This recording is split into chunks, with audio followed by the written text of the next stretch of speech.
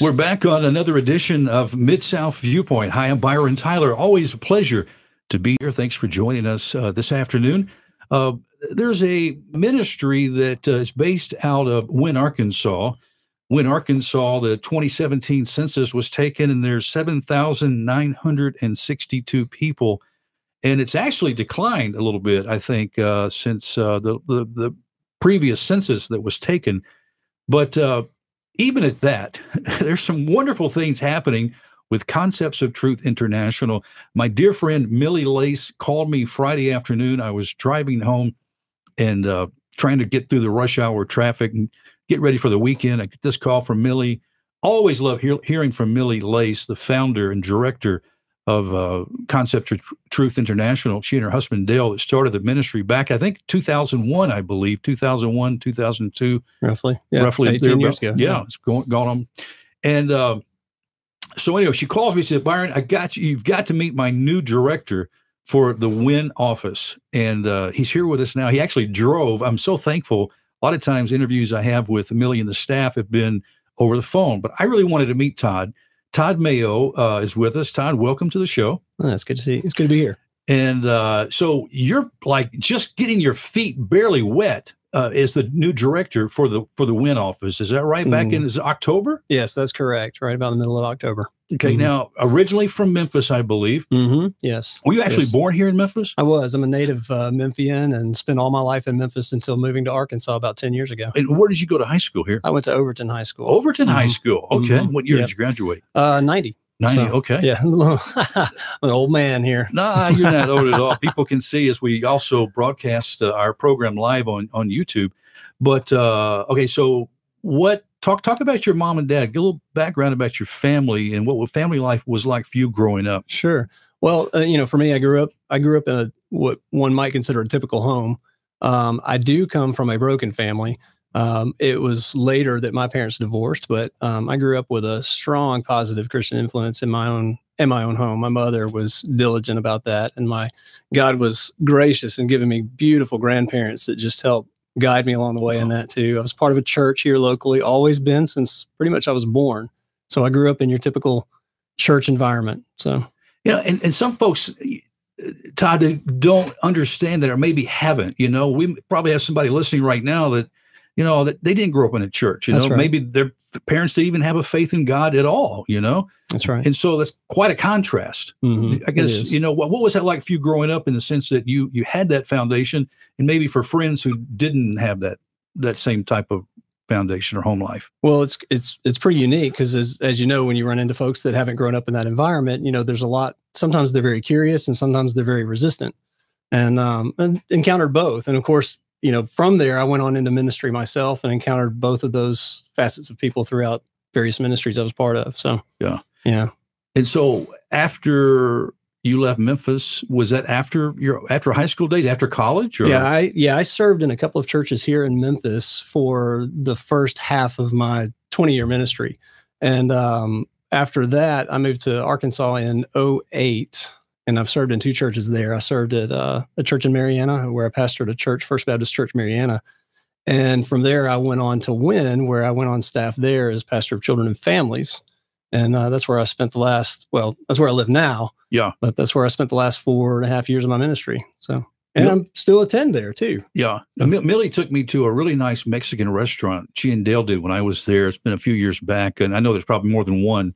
It wasn't a Taco Bell, although, but I tell you what, I love the town of Wynne. Oh, yeah. I've always enjoyed being close to that Village Creek State Park, which is great. Just a short drive here from Memphis. Yeah. And it's a great getaway for the weekend. And I've actually camped out there at the camp before. Oh, yeah. It's a beautiful state park. In fact, it's one of the places where we host our 5K run every year. Yeah. We do a 5K run for Concepts of Truth out there, and that's the location, Village Creek State Park. I understand that the numbers of that really took off this past run. You had 100 plus participants in the race. Yeah, that's right. In fact, we've actually grown to have two races. We do one in New Jersey also this same weekend, and we just do them in two different locations. Now, as we talk about Concepts of Truth International, which that has actually been added to that because it's grown so much. That's right. And as I mentioned, something that's so great taking place in a little town like Wynne, and that's not to belittle Wynn at all. Wynn's a great town, great folks there, but I just think it's phenomenal as you see something having an impact, because this Concepts of Truth has actually grown, as I mentioned, to be an international organization. But it is also, I mean, it is literally connecting with people around the world through its NGO at the United Nations. Yes, I mean, that's just crazy, you know, and we want to talk about some of that, what they do. And I think one of the real highlights that, Todd, you, and because we're a couple of guys and we're talking about something that really impacts primarily women, but not just women. We don't want to leave the guys out of this, right? Because sometimes people find themselves in a difficult situation and they're faced with a pregnancy and walking through that. And some people have made decisions through that to have an abortion. And sometimes those decisions were made many years ago, and people are finding that their life never really gets back to order. You know, they might experience depression. They might start picking up habits, you know, whether it be alcoholism or drugs, or, you know, or just really not having inner peace inside, thinking about that, trying to wonder in their own life about what happened, you know, when they made that decision. Maybe there was a lot of stress and pressure at the time. Maybe they didn't have enough information about what was taking place with their bodies. And they made a decision to an abortion. And really, that's where Concepts of Truth really can help out after the fact, after the aftermath of someone making that decision of an abortion, to help them put their life back together. That's right. And it's really not limited to that. I mean, you're exactly right. And that's kind of the genesis of Concepts of Truth anyway, when they first started. And anybody that would know Millie and Dale, they would know their story and their own personal walk through an abortion themselves. And really, that's what God used to help, you know, really launch them into this kind of ministry. That what you're talking about, the help that we provide, mostly women, but sometimes men do call too, is our helpline, which is 24 hours, 7 days a week. It's an international helpline. We take calls from all over the world, and there are people that call that are post-abortive, and then there are people that call that are abortion-minded. Some people call from the parking lot of a clinic because they just don't know what to do. And so our staff is there all the time to take those calls, and everyone on those phones have an abortion story of their own. And if they're given permission, they'll share that with the person. Yeah. You know, that kind of reach is pretty amazing. You know, oftentimes we talk about the two sides one being pro-choice and one being pro-life, but really to make an honest choice about something, you need to know all of the, you know, alternatives, you know, what the consequences could possibly be for each choice that you make. You know, right. And I think as you guide people through that process, you're able to help them at least understand, you know, you give them the information. That's exactly right. And we are clearly for life, and we definitely steer people in that direction. Ultimately, people do make their own choices, and we're there before and we're there after. If they come back and have experienced the choice that they made and the aftermath and the effects of that, we're there to help counsel them and provide the support that they need. We definitely steer people to make the right choice, make a good choice. Yeah. I want to back up a second if we could. You mentioned about the 20 years of being a pastor, being in the ministry for all these years prior to taking this new position at Concepts of Truth International. As a pastor, when you deal with these issues, you know, when it comes to abortion or it comes to other social issues, I know that we see more, I guess, that come on the forefront and facing pastors and churches as their members, you know, deal with different issues, trying to help guide them. Obviously, as a pastor, I would assume that you're going to want to give biblical guidance, you know, from what you understand from the Bible to teach as we have a faith in Christ, as we follow Christ, want to, you know, honor Christ with our lives. And so talk about this issue and maybe some of the circumstances that you possibly had counseled young men and women when it comes to this issue of abortion. Well, you know, it's interesting that you bring that up, because one of my particular passions and really my heart with working with Concepts of Truth is to kind of elaborate a little bit or expand what we do in the realm of pastors and churches. And even in our 5-year plan, we have a goal of getting into and reaching 100 churches and pastors with what we do. And it's interesting that you mentioned the term social issues, because that is kind of what comes to people's mind to begin with when you use hot topic terminology. Or, we tend to use reproductive loss because there's folks that deal with abortions, but there's also folks that deal with miscarriages, just unexpected losses of a child, stillborn. And we minister to all of those. All of the scenarios are significant, particularly in the one for abortion, though. There's a lot of confusion. A lot of times, if we're trying to meet with a pastor, they immediately want to draw back, and they immediately think that we're perhaps some type of statement group or some type of organization that's trying to make some type of a political statement. But the truth is, 1 in 3 women in the pews of a typical church have experienced abortion, and it's not something that's really addressed often by the church for those reasons. It's such a hot topic. And what we want to do, our heart and our passion is to help pastors and really help, provide support to them to meet the needs of the people in their churches, the people that they minister to. And I don't know that seminaries always, and seminaries are wonderful, but I don't know that they always fully equip for some of the real life day-to-day issues of, for example, a woman walking into a pastor's office. And if she's willing to do that, first of all, and saying, look, I had an abortion 6 years ago, 10 years ago, 12 years ago. I don't know what to do with emotions. I'm so glad you mentioned that, because I feel like sometimes I wonder if these young women, or it doesn't have to be young, it could be older ladies too, that if they feel like they have their church is a safe place, because it's been so stigmatized, that's the taboo, you can't talk about having an abortion, Right. That's horrible. And so there's not a feeling like, where can I go? Where can I share? If you can't go share something so personal with your church, with your pastor, just looking for a shoulder to cry on or to get some advice, Right. Oh, yeah. It's so really the church should be a safe place, you're saying. Yeah, it really should. It absolutely should be. And every woman that's sitting in a pew feeling like that way, she's going through guilt, she's going through the trauma, she's going maybe even PTSD situations, and maybe she's never talked to a soul about it. Maybe there's not a single person that she's opened up to. It's just her and her own thoughts and the Lord, if she's leaning on the Lord for that. There's a lot to be done there in that realm. Yeah. Todd, something else you said a moment ago, and I'm glad you did. You said reproductive loss. And what helped me see that is you mentioned about those who have a miscarriage, because there are some couples, that have been trying for a long time. They want to start a family, and they finally get the news they're pregnant, and sometimes, unfortunately and sadly enough, that pregnancy could go all the way to close to term.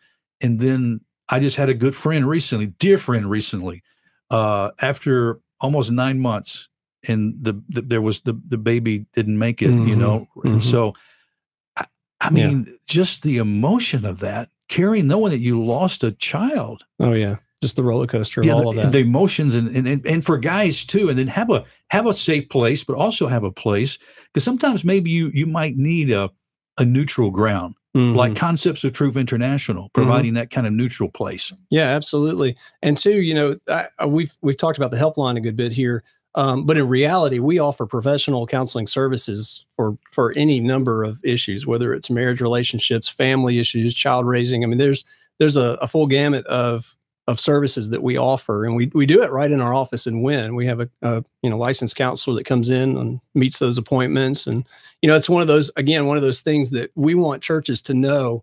Look, if I've got somebody that comes into my office, I don't feel equipped as a pastor to, a pastor can feel equipped to give biblical guidance, and that's absolutely wonderful. But maybe they feel like they need something a little beyond that, a little in the realm of professional care, or even just the privacy of it, because they're fearful of exposing themselves to, the information of their emotions to their pastor. Right. That's what we're there for. It's one of the things that we're there for. What are some ways that you try to reach out, or you're hoping to reach out to churches, to connect with pastors, to let them know about the services that you provide at Concepts of Truth International, or maybe ways you could help even train pastors as they get situations of counseling? I don't know if that's part of the project or not. It is. I'm glad you mentioned that, because I was looking at my notes here, and one of the things that we have multiple offices, by the way. The one that matters most here is the one in Wynn, but we also have office in Ohio and New Jersey.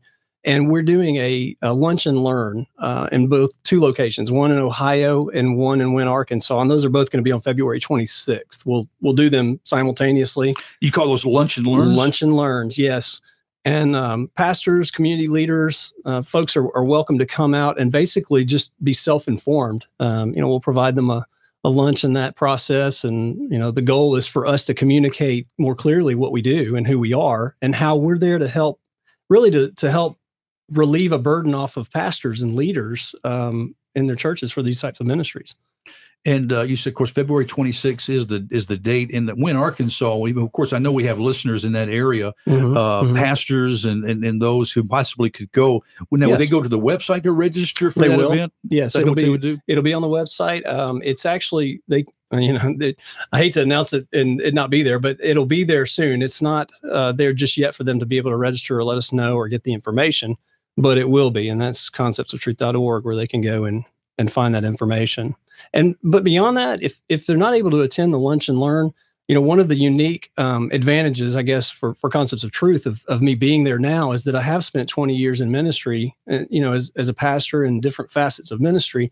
It's not anything at all for us to come in and do a presentation at the church, or for that matter, provide pulpit supply. If a pastor is going to be out, it's a wonderful opportunity to just come in and be able to trust somebody to come in and deliver a word, but also give some information. Of course, when we're producing the radio show here for rebroadcast on AM 640 and FM 100.7, this happens to be in the month of January, which has been considered the Sanctity of Human Life Month. That's right. Do you want to talk anything about that? Yeah, well, no, I mean, there are churches all over that highlight that. They do. And I think the actual Sunday is the 20th, if I'm not mistaken. But in fact, it's interesting that you bring that up. I first met Dale and Millie probably 2010, maybe 9. I'm not sure, but I was a pastor and I had them come in and share their story, share their testimony. And if I recall, I believe it was the Sanctity of Human Life Month when we did that.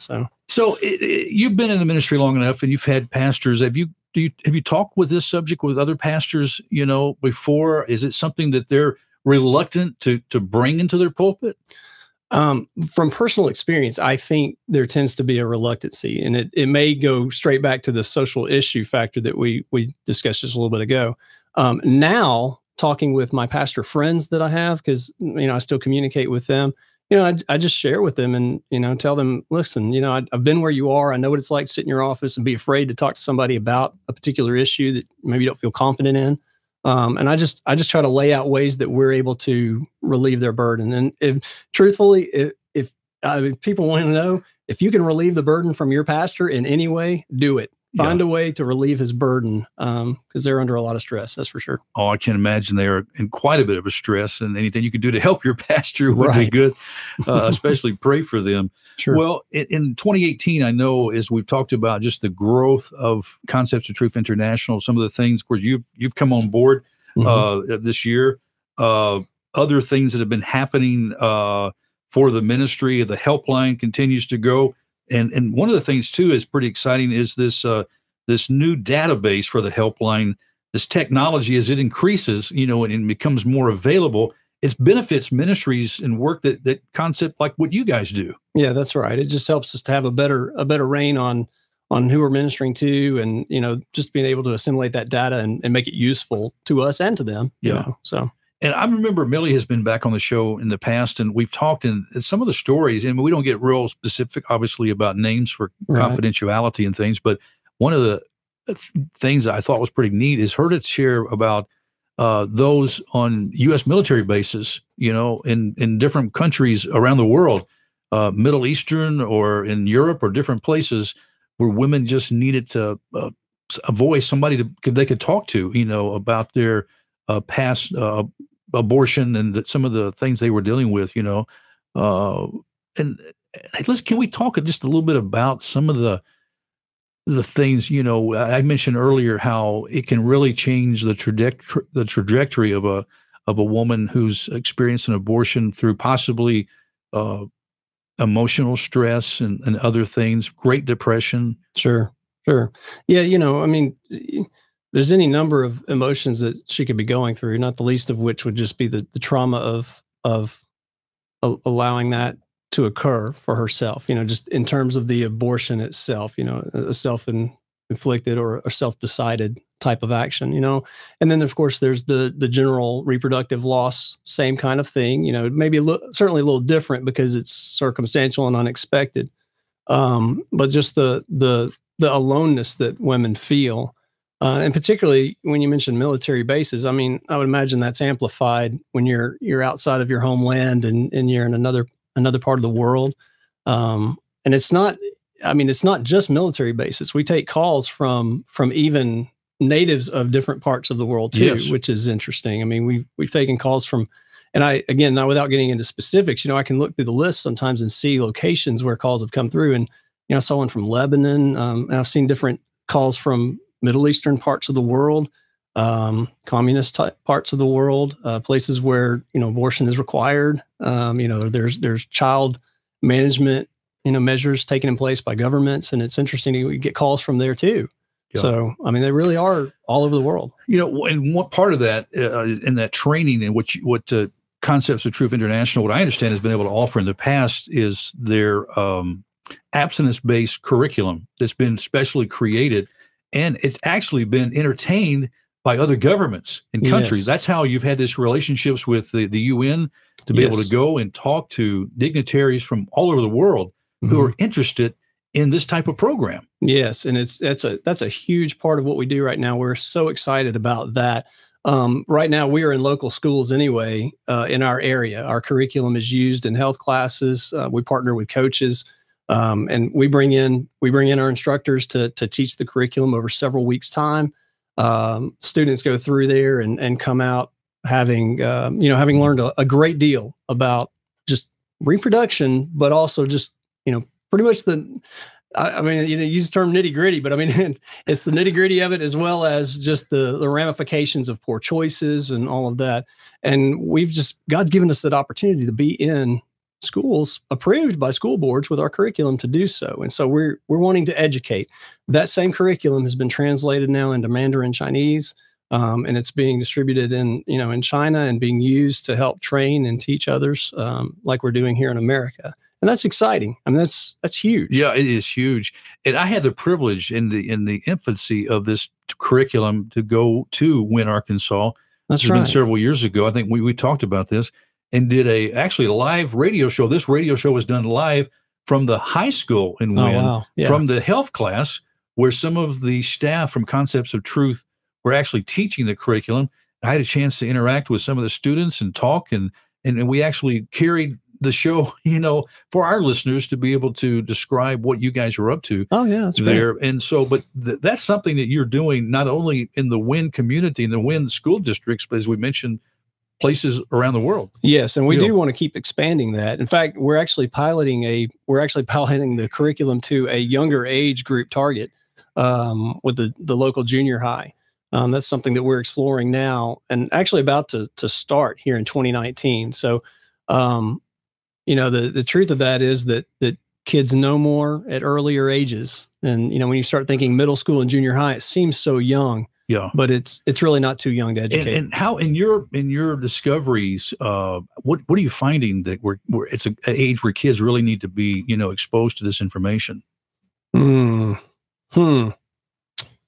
Well, I have 5 children of my own.